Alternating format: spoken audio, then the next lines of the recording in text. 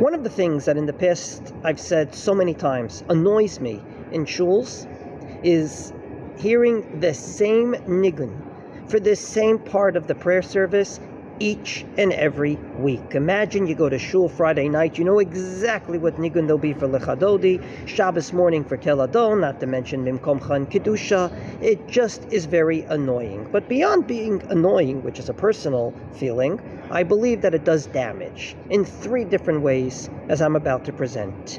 Number 1, it stifles creativity. Imagine we tell our kids and we tell ourselves to be creative, to think out of the box at work.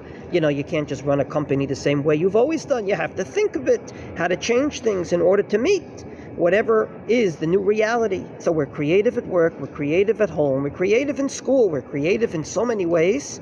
And yet when it comes to shul, it's exactly the same thing. So the words don't change, but the nigun can change based on a mood, based on where we are, based on the time of the year, and yet the same thing every week. First and foremost, it stifles creativity.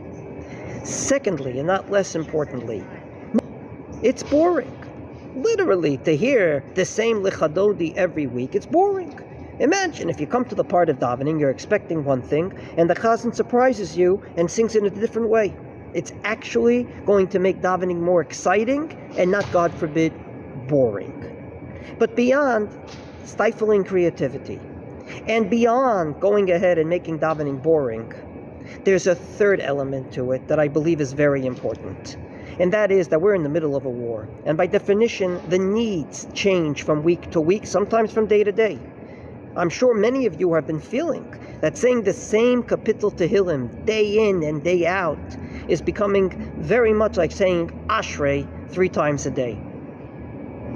In a word, it is not meeting the needs of the Jewish people at this point. And I believe with songs and davening is the same thing.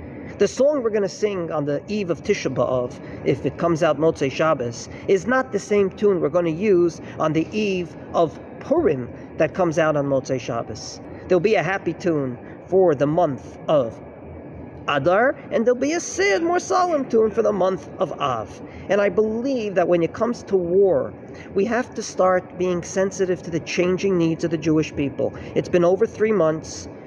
People have been fighting for their lives and for our life for so long now, and therefore I believe that it's very important, if not crucial, that when it comes to the prayer service, we be sensitive to the changing needs. So 3 reasons that I believe it's absolutely a mistake to have the same nigun week after week in shul. Number 1, it stifles creativity. Number 2, it's just plain boring. And number 3, it's not meeting the changing needs of the Jewish people. A dear, dear friend, Yoni Kaiser Bluth from Atlanta, gave me an amazing analogy to sum up this podcast. He told me, and I quote, "Having the same tune week after week is like telling someone, I am going to take you out to the opera every Sunday for free. There's just one little catch. It's going to be the same opera week in and week out." I'm pretty sure none of us would go for it. And if none of us would go for it, then I believe it can't be any different in shul. So therefore, I believe it's very important when it comes to tunes in shul to make sure to change them week after week based on the needs of the Jewish people.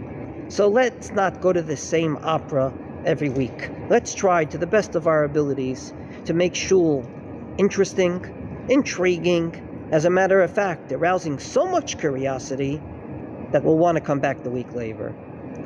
אני זה מירות ושירים מרוב כי אליך נפשי תערוב